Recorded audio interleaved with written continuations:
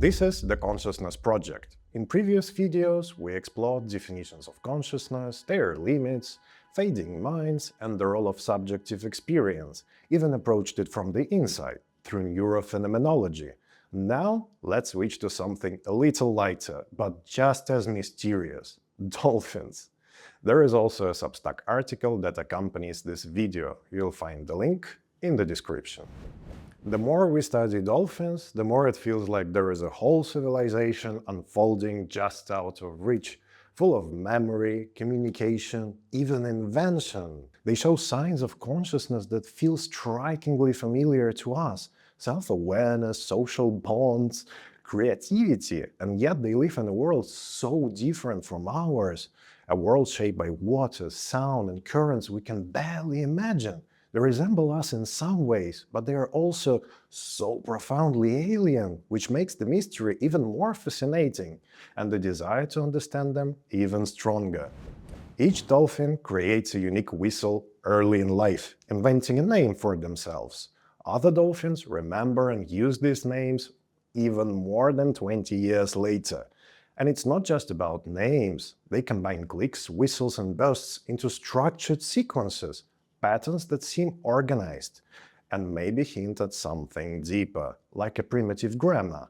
They can invent new sounds, they can imitate others, and even adjust how they communicate depending on who they're interacting with.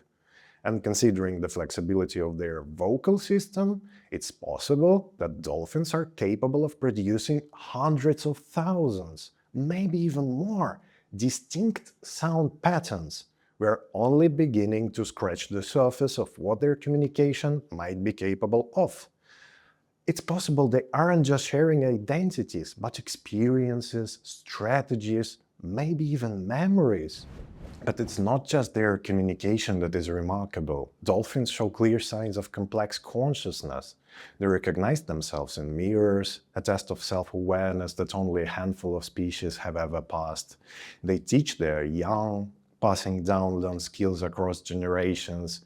In some regions, dolphins even use marine sponges as tools, carrying them on their rostrums to protect their faces while foraging on the seafloor.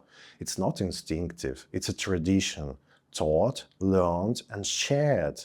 They form friendships, forge alliances, and even cooperate with humans during fishing. They don't just react to their world, they actively reshape it. And it's the kind of behavior we usually associate with much larger, more obvious civilizations. And yet, it's happening quietly beneath the surface.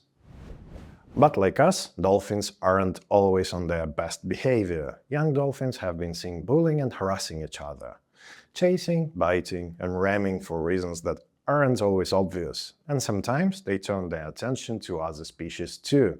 There are documented cases of dolphins attacking porpoises, not for food, but seemingly just because they can. They also seem to enjoy the occasional prank. In captivity, they have hidden objects from trainers, swapped items, and generally made mischief when they think no one is watching.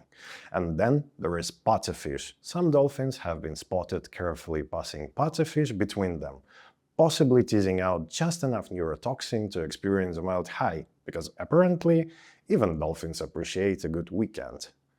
Beneath all the grace and charm, dolphins seem to be running their own underwater racket, clever, chaotic, and never entirely innocent. And here is where it gets really interesting. If dolphins can invent names, if they can remember friends for more than 20 years, if they can teach skills, form alliances, and even seem to mourn their dead, it makes you wonder, could they have folklore too? Maybe there are dolphin fairy tales passed down in clicks and whistles, about old hunts, strange encounters, or ancient rivalries. Maybe somewhere out there, a pot is still retelling the story of a human they once met, or a clever trick that helped them survive. I'd personally pay good money to hear a dolphin version of King Arthur. Researchers like Denise Hertzing are already trying to break the barrier, building underwater systems that could open the first real conversations between us. Imagine what it would be like, not just to train or signal, but to actually talk, to ask, what do you remember? What do you dream about? If we ever manage it, it would be the first time two intelligent species spoke as equals. Until then, we are left imagining, which honestly isn't a bad place to be. Of course, knowing us, we'll probably start arguing over territorial rights before we even finish saying hello. I'm always wondering what to explore next. If you have any thoughts, questions, suggestions, or unexpected directions you would like this project to follow, let me know in the comments. And if this sparked something in you, feel free to stay connected. There is more to come.